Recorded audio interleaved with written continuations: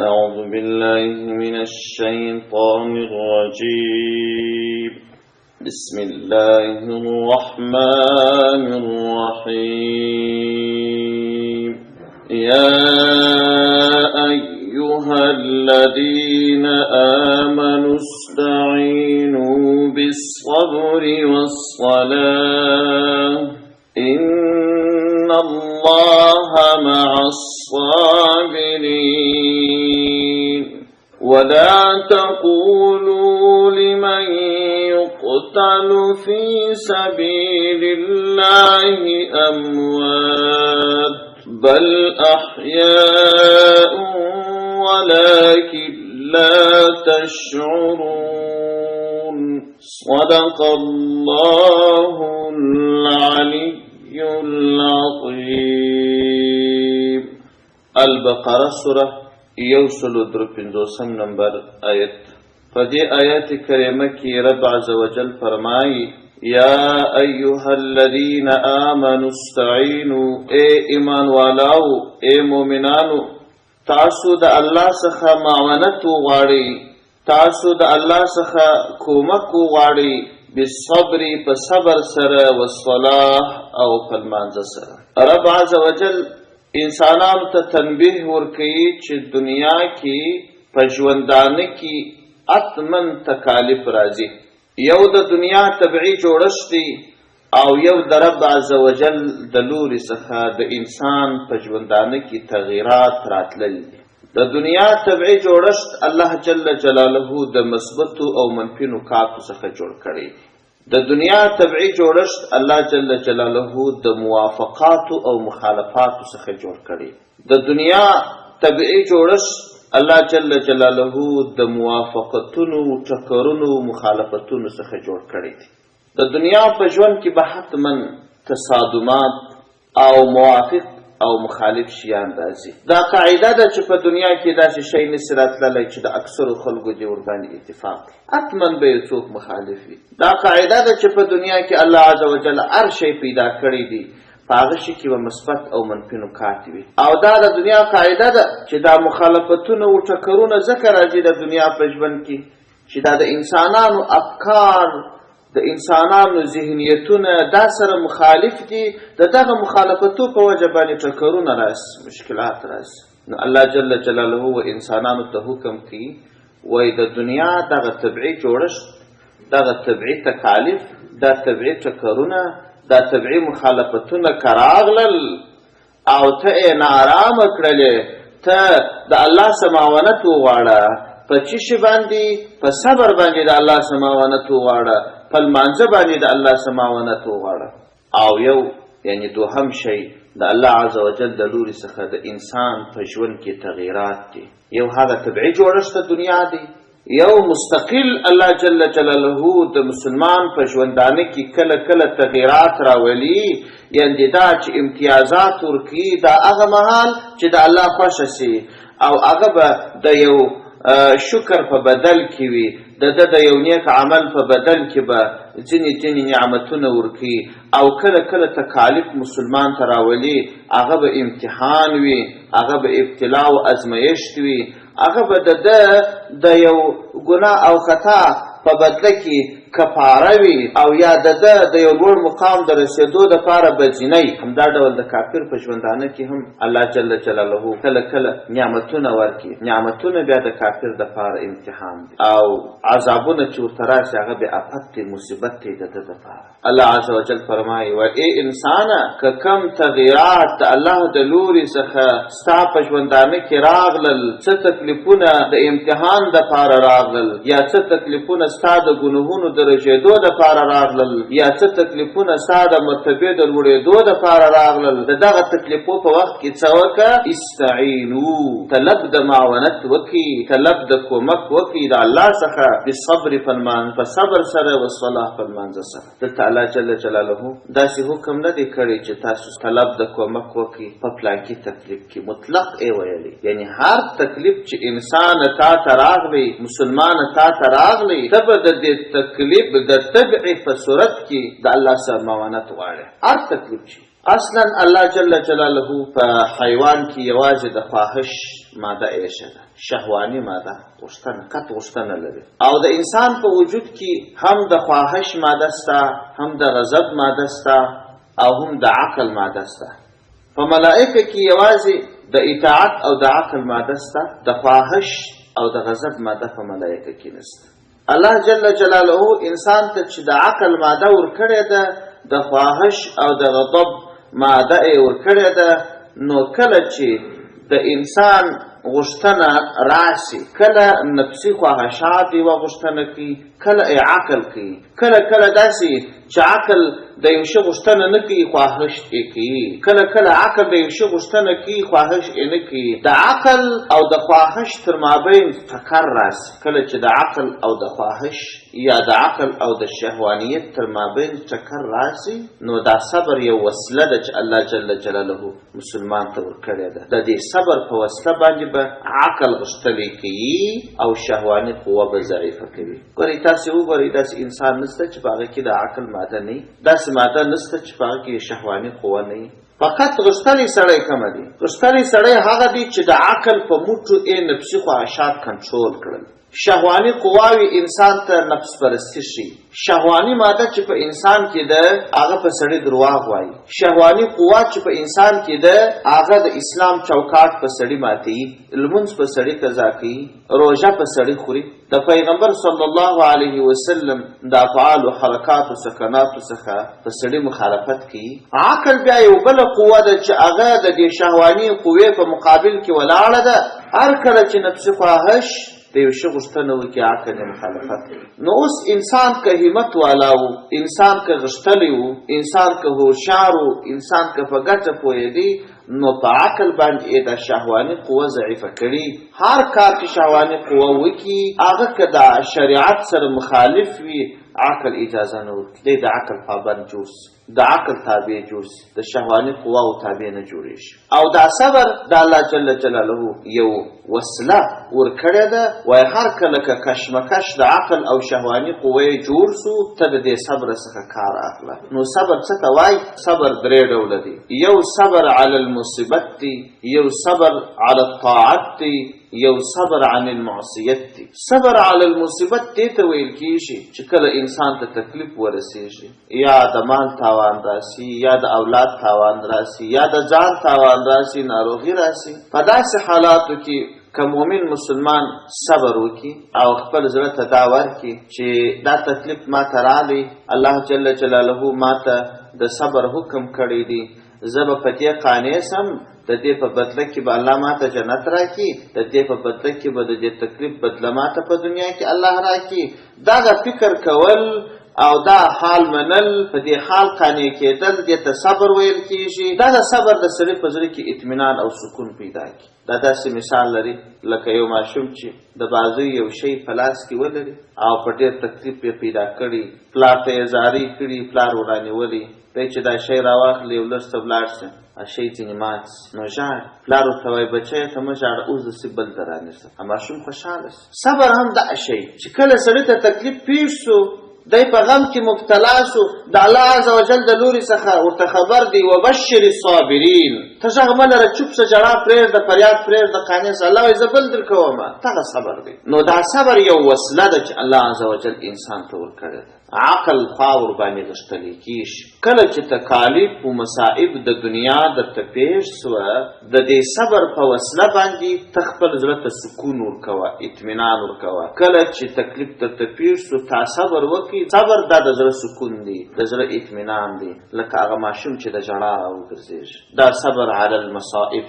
صبر علی الطاعت دا دی چې طبعا انسان لمونځ کوي، روژه نیسي، حج ادا کوي، زکات ورکوي، نور خیریه کارونه کوي. په هغه کې کله کله ستړیاوې راځي، شیطان وسوسې ور اچي، وایي اوس نو د خواږه خوبه ته ولاړېږه، په دې یخ کې اودس تازه کوه، مشت ته ځه لمونځ کوه. دا د چا په وسه کېږي؟ قرار پرېوځه. په دې سره ګرمۍ کې نه اوس ته 14-15 ساعته روژه نیسه، خپلې ګټلې پیسې اوس په څه خولو دې ګټلي دي، اوس نو د دې زکات ورکوه. زه داسې نو هر عبادت چې راواخلي یو ډول نه یو ډول دا شیطان یې سړي ته ګران تمام. ته که چیرې دغه تکالیف وګالې هغه عبادات پر صحیح طریقه باندې وکړې لکه څرنګه چې الله حکم درته کړی دی. دا صبر علی الطاعات دی او صبر عن المعصیت دا چې الله عز وجل ته د کومو ګناهونو څخه منع کړی، د درواغو څخه، د غیبت څخه، د غلا څخه، د زنا څخه، ځانو دا ګناهونه یو په بل پسې راواخلي. دلته هغه شهواني قوه چې په انسان کې ده هغه انسان ورکشي. یو ځای د درواغو ضرورت پېښ شو چې ته درواغ ووایې 2 روپۍ به لابود ګټې، هغه شهواني قوه دې ورکشي وایي راشه درواغ ووایه دا 2 به لابود وګټې خیر دی. او کله دې غلا ته ورکشي، کله دې غیبت ته ورکشي، کله دې نورو فحشاو ګناهونو ته. که چیرې ته هغه تکلیف پر ځان تېر کړې وایه زه محتاجه یم، پیسو ته ضرورت لرم خو په درواغو یې نه ګټم، دا تکلیف برداشتوم. زه پیسو ته ضرورت لرم اما دا تکلیف پر ځان برداشتوم، غلا نه کوم، غیبت نه کوم، او زه دا نور ګناهونه یو په بل پسې د ټولو څخه اجتناب کوم، دا تکالیف برداشتوم. دا صبر عن المعاصی دی. د صبر دا 3 شعبې دي. الله عز وجل چې یادونه کړې ده وبشر الصابرین، ته زیری ورکړه صبر کوونکو ته. الله جل جلاله چې دا زیری ورکړی دي دا کومو کسانو ته چې دا 3 شعبې د صبر 3 سره برحاله کړي. او روایاتو کې راځي چې په دنیا کې څه نیک اعمال دي، د هر نیک عمل د پاره الله عز وجل ښه ډېره بدله ټاکلې ده، خو اندازه یې معلومه ده. د لمانځه لپاره څومره بدله شته الله یې اندازه معلومه کړې ده. د روژې دپاره، د حج دپاره یوازنی نیک عمل چې بغیر حساب بدله وکړي هغه صبر دی. بل روایت کې راځي وایي د قیامت په ورځ باندې به د الله عز وجل د لوري څخه غږ وشي، وایي هغه کسان دي راسي د کومو کسانو چې پر الله قرض باندې دي، الله د چا پوروړی دي هغه کسان دي راسي. یو څوک به پوښتنه وکړي چې الله عز وجل خو د هر شي مالک دی. قرض او پور خو په هغه صورت کې راځي چې ته د یو شي مالک نه یې او د بل چا څخه یې وغواړې و دا ستا د شي مالک ما جوړ کړه، هر کله که زه مالک سوم بیا به تا ته خپل حق درکړم. الله جل جلاله خو د ټولو شیانو مالک دی. الله به څنګه د چا پوره وړي؟ ملائکې به جواب ورکړي چې بدون شک الله د هر شي مالک. خو خبره دا ده چې الله جل وعلا وهو کسانو ته چې صبر یې پر تکالیفو کړی دی هغو ته الله عز وجل بدله ورکړې ده. د دې نیک عمل په بدله کې د دې بدله الله داسې پر ځان لازمه کړې ده لکه قرض. قرض خو پر الله نه دی. الله جل جلاله دې خلکو ته داسې اطمینان ورکړی دی لکه ستا قرض چې را باندې داسې به یې ورکوم. نو د صبر ډېرې لوړې درجې دي. حتی الله عز وجل په پسې آیت کریمه کې فرمایي وایي که څوک صبر وکړي د صبر په نتیجه کې که چیرې چاته مرګ رالی دا مرګ به یې زه شهادت ګڼم. د جهاد په لار کې پر تکالیفو باندې صبر وکړي چې آخر مرګ ورته راغلی دې ته به الله عز وجل فرمایي زه ډېر لوړ امتیاز ورکوم. حتی داسې لوړ امتیاز به ورکوم چې دا مرګ به یې په حقیقت کې مرګ نه وي. الله عز وجل فرمایي ولا تقولوا لمن يقتل في سبيل الله اموات. ای انسانانو، ای ایمان والاو، کم کسان چې د الله په لاره کې شهیدان سول، د الله په لار کې ووژل سول، تاسو هغو ته مړه مه وایاست، بل احیاء، هغوی ژوندي دي. تاسو دا شهیدانو ته، شهیدان څوک دي؟ شهیدان هغه کسان دي چې الله عز وجل د جهاد حکم ورته کړی دی، دی منلی دی. دغه تکلیف چې په جهاد کې راځي، دا تکلیف او دغه مصائب و زحمتونه چې د جهاد په لاره کې راځي پر دې باندې د صبر کړی. په جهاد کې 2 شعبې د صبر شته. یوه شعبه صبر علی المصائب دی، بل شعبه صبر علی الطاعات، ځکه جهاد خپل عبادت هم دی او په جهاد کې طبعا تکلیف او ستړیا هم وي. نو په دې لاره کې که څوک صبر وکړي او دا صبر یې تر داسې سرحده ورسېږي چې آخر دته مرګ راسي د شهادت، الله فرمایي چې دا به ژوندي. ولا تقولوا لمن يقتل في سبيل الله اموات. تاسو هغه کسانو ته چې د الله په لاره کې وژل سوي دي مړه مه ورته وایاست، بل احیاء، هغوی ژوندي دي. اوس نو په دې ځای کې تاسو څو خبرې په ذهن کې ونیسئ. یوه خبره خو دا سوه چې الله عز وجل د صبر خبره کړې وه، د صبر په سلسله کې دا هم راغلل چې یو څوک جهاد کی او په جهاد کې ووژل سي شهید سي. دا د صبر تر ټولو لوړه درجه ده. دا خو یوه خبره سوه، دا خو واضح ده. دوهمه خبره دا ده چې د شهیدانو ته نو څنګه ژوند ورکول کېږي. په دې مسله باندې ځان پوه کول پکار دي. هغه داسې چې اصلا شهید چې د دنیا څخه رحلت وکړي، روح یې د بدن څخه جلا سي. حدیث شریف کې راځي وایي الله جل جلاله به دا د روح د یو ښایسته مرغه په چوچوري کې کښېنوي او دا به پورته سي. تر عرش لاندې یو قندیل دی، په هغه قندیل کې به وي او د جنت په باغونو کې به څړکي. اوس دا چې د ده جسد دلته په قبر کې پروت دی، روح یې هلته جلا د مرغه په جوجوري کې دی. د دې مطلب دا نه دی چې دا جسد یې له منځه ولاړی او دا د ده په روح باندې یو بل جسد واغوستل سو چې هغه د مرغه جسد دی. داسې نه ده، بلکې دا مرغه به د دې روح دپاره یوه سورلۍ وي. د هغه روح او د دې جسد تر مابین به یو ډول ربط وي. ربط چې پخوا به مو خلکو ته ویلی چې د جسد او د روح تر مابین یو رابطه سته، لا به خلکو ته ګرانه وایي چې روح جلا دی جسد جلا دی. ربط به نو څنګه وي؟ اوس خو د اسباب وسایل پیدا سوله، عملي شیان پیدا سوه. دا ریموټ تاسو لیدلی دی؟ ریموټ کنټرول پر 20 ګزه لري یو شی وي، دلته بټن ورباندې وي چالان سي بند سي. دلته خو لاین نشته، اما یو ربط سته د دې روح او د جسد تر مابین به داسې ربط. هغه مرغه چې دی هغه به د یو سورلۍ په شکل باندې وي. دا خبره ځکه کومه چې ځینې کسان پخواني د یونان حکما یا هندوان او سیکان داسې د تناسخ عقیده لري. د تناسخ عقیده دا ده چې کله روح د جسد څخه جلا سو، هغه روح بیا په بل جسد کې دنیا ته راځي. د هندوان حیوانان نه وژني، بیزوګیان نه وژني، غوایان نه وژني، سپیان نه وژني. حتی په دې کې یوه عقیده ده چې په دنیا کې ګز سره د ژوندي حیوان غوښې نه خوري. د دې دا عقیده ده وایي زما پلار مړ سو، دا به څو کاله بعد د یو بل حیوان په شکل کې راځي دنیا، د خره په شکل کې به راځي، د غوایي په شکل کې به راځي. زه د غوایي غوښې وایي ځکه نه خورم، نو دا کار زما پلار ما وواژه. پسه نه وژنم ځکه دا کار زما پلار ما وواژه. دا روح چې د بدن څخه جلا سي، دې روح ته بل جسد نه ورکول کېږي. دغه د تناسخ عقیده غلطه ده. د یونان حکماو دا عقیده درلود، یا اوس ځینې هندوان او سیکان لري. دا عقیده غلط، بلکې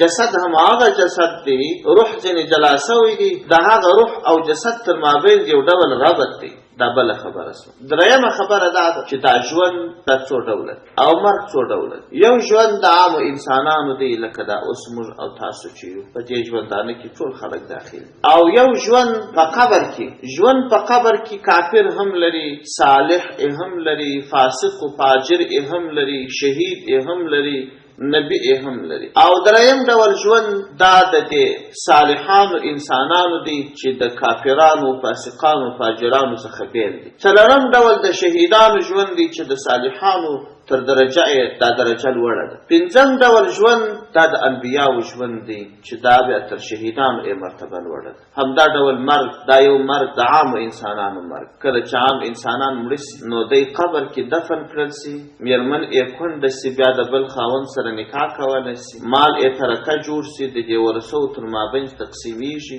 دا عامو انسانانو مرګ. یو مرګ د شهیدانو دی. د شهیدانو مرګ دا په حکم کې داسې دی لکه د دې نورو د شهید میرمن د بل چا سره نکاح کولی سي، اولادونه یې یتیمان دي، مالونه یې تقسیمیږي. اما دی چې کله قبر ته ولاړي هلته ژوندی دی، مړ نه دی لکه دا نور انسانان. یو جلا قسم ژوند ورکول کېږي. او درېیم قسم مرګ د انبیاو دی. انبیا هم لکه عام انسانان د سترګو څخه خو پناه سي، اما د پیغمبر مال نه تقسیمیږي، د پیغمبر میراث نه تقسیمیږي. د پیغمبر د میرمنې سره څوک بیا نکاح تر ابده نشي کولی. د پیغمبر میرمن دا د ټولو انسانانو د ټول امت مور ده. د پیغمبر په میراث کې هیڅوک حق نه لري. د پیغمبر د مرګ مقام بیا جلا دی د دې نورو کسانو سره. اوس نو دغه سوال سړي ته پیدا سي چې په دې قبر کې خو نو شهید هم ژوند لري، پیغمبر هم ژوند لري، عام انسانان هم ژوند لري، کافر هم ژوند لري. نو دا د ژوند فرق یې څنګه څنګه دی هغه هم ژوند لري دا هم ژوند لري. د دې دپاره علماو مثال ویلی دی دا ژوند خو سته خو په ځینو کې ژوند مقصود وي په ځینو کې ژوند مقصود نه وي. که په دنیا کې سړی موجوده مخلوقاتو ته حساب وکړي یوازې په انسانانو کې یو سړی لیونی دی په بازار کې ګرځي کالي هم پر ځان باندې څیري او مردارې زوي لشي هم خوري. یو سړی بې عقل دی چې کښېني دا ساده ستا د خبرې جواب چې درکوي لکه شکنځل چې درته کوي. بل سړی دومره بې عقل دی چې په کړته ژوند هغه فیصله نه کوي چې د ده په ګټې ټول عمر داسې فیصلې کوي چې د ده په نقصان وي. بل سړی بیا داسې هوښیار دی چې خلک یې په مجلس نه مړېږي او بل سړی بیا دومره ښه اخلاق لري چې خلک یې په مجلس نه مړېږي. بل سړی بیا دومره بد اخلاقه دی چې پر یو کوڅه راسي خلک لار ځینې بدلوي. اوس دا هر یو ژوند لري دا هر یو لاس و پښې لري دا هر یو سترګې لري. یو سړی د ښه ژوند د ښه اخلاقو ښه عقل ښه معقولیت په وجه باندې د ټول ښار مقتدا وي او یو سړی د هغه دماغ د هغه سترګې د هغه لاسونه د هغه پښې د هغه ژوند لري د کلي خلک باندې. نو هلته په قبرو کې هم د انبیاو ژوند شته د اولیاو ژوند شته د صحابو ژوند شته د شهیدانو د شته او د دې عامو خلکو د شته مګر خو دغسې فرق پکښې دی. د شهیدانو مرتبه لوړه ده د اولیاو د لوړه ده د صحابه او انبیاو د لوړه ده. بل فرق یې دا دی چې الله جل جلاله د انبیاو جسد دا په خاورو نه خوري او د شهیدانو جسد دا په خاورو نه خوري. البته د شهیدانو په مرتبه کې بیا فرق شته. هغه مرتبې والا چې تر ټولو فوق مرتبه یې ده لکه د صحابه او شهادت د هغه جسد خاوره نه خوري. په دې وروستیو وختو کې 1932 سنه کې د عراق د دجله یو مشهور سیند دی مشهوره ویاله ده د دنیا د مشهورو ویلو څخه د دې په څنګ کې 2 کسه صحابه دفن وه. د عراق باچا ته په خوب کې راغلل چې دغه دجله دا زموږ خواته راځي دا زموږ قبرونه وړي. دا رودونه اکثره داسې دي کله یوې خواته داسې ژبه وکړي دا ډېر ځمځکې یوسي څومره بیا مخ کې بلې خواته واړو سره اوړي وره اوړي. نو بیا د عراق باچا چې هغه منطقې ته خلک واستول هلته قبرونه لڅ کړل چې وې کړل دا 2 صحابه وه سترګې یې رډې نیولې وې او ځکه انسان چې مړ کېږي سترګې چې پر کوم حالت وي پر هغه حالت دواړه شهیدان سوي وه او ټول جسد یې داسې ثابته پروت و چې یو بېشته یې له د بدنه نه ورژېده دا ثابت و شهیدان سوي وه پر دې منطقه باندې. فلکونو انسانانو الوفا والوفا دا یو کتاب دی په اول جلد کې دا قصه را نقل کړې ده. فلکونو انسانانو ولیدل او ډېرو ته وژړل ډېر پر دې عاشق وه چې دا سترګو ته به یې کتل چې دا هغه سترګې دي چې په دې سترګو محمد رسول الله لیدل شوی. فلکونو انسانانو دغه صحابه ولیدل دا تر ټولو هغه لوړې درجې والا. وروسته به بیا شهادتونه فرق کوي. شهید به یې جسد به یې خراب چې دا معنا دا نه ده چې دا نه دی شهید. البته هغه تر ټولو لوړه درجې والا لکه د صحابهو درجه د هغه صحابي د هغه شهید جسد نه خرابېږي. نور نو وروسته که معمولي غوندې یعنې دا چې 100 درجې د شهید دي یوه درجه تر هغه کم بیا هم جسد خرابېږي او دا په دې معنا نه دی چې جسد یې خراب شوی نو هغه شهید نه دی. په هر صورت راځو اوس د دې آیاتو ترجمې ته. الله جل جلاله فرمایي یا ایها الذین آمنو ای هغه کسانو چې ایمان مو راوړی دي پر الله او پر رسول او پر ورځ د قیامت باندې استعینو تاسو طلب د معاونت وغواړئ د الله څخه بالصبر په صبر سره والصلاة په لمانځه سره په صبر او په لمانځه سره. ګوره صبر ما تاسو ته وویل چې 3 شعبې لري. یو صبر علی المصائب دی عام ډول چې صبر ذکر سي د خلکو ذهن و دغه صبر علی المصائب ته ولاړ سي او په دې نورو عباداتو کې بیا لمونځ ځکه یاد کړي چې یو لمونځ د فحشا او ګناهونو څخه انسان راګرځي او خپل عبادت هم دی. 2 قسمه صبر په دا صلاح کې پیدا کېدلی شي. ان الله بشک الله پاک چې دی مع الصابرین سره د صابرانو دی یعنی ملګری د صبر کوونکي دی.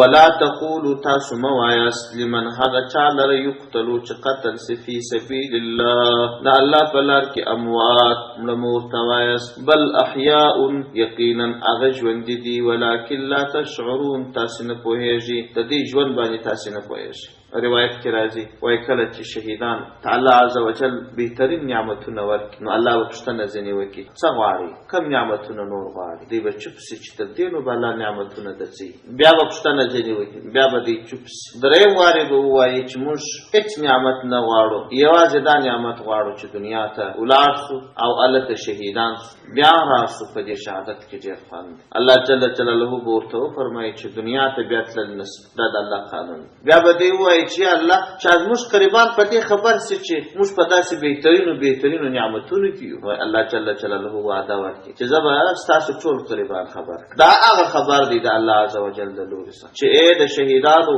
وارثانو، ای د شهیدانو قریبانو، تاسو خبر سي. الله د دې پر ځای خبر درکړي، کنه دې خپل دا غوښته چې راسي تاسو خبر کړي چې موږ په غم مکوي، موږ په ډېر ښه ژوند کې یو. ای انسانانو خبر سي. ولا تقولوا لمن يقتل في سبيل الله، تاسو هغه کسانو ته مړه مه وایاست. ولا تقولوا تاسو مه وایاست لمن هغه چا لره یقتلو چې قتل کړل سي فی سبیل الله د الله په لار کې اموات مړه مه ورته وایاست. بل احیاء یقینا ژوندي دي ولکن لا تشعرون، او تاسو نه پوهیږئ د دې په ژوند باندې، ستاسو تر سویه لوړ دي. ولنبلونکم بشیء من الخوف، ما تاسو ته وویل چې د دنیا طبیعي جوړښت هم داسې دی چې مصائب خامخا راځي، خو ځینې وخت الله جل جلاله تغییرات د انسان په ژوند کې د طبیعي پیښو برخلاف هم راوړي د امتحان دپاره. هغه خبر الله فرمایي ولنبلونکم، او موږ به خامخا په تاسو امتحان کوو بشیء په یو شي سره من الخوف د ویرې څخه، والجوع د لوږې څخه، ویره به در باندې راولو، لوږه به در باندې راولو، ونقص من الاموال، او نقصان د مالو به در باندې راولو، والانفس، او نقصان د نفسونو به در باندې راولو،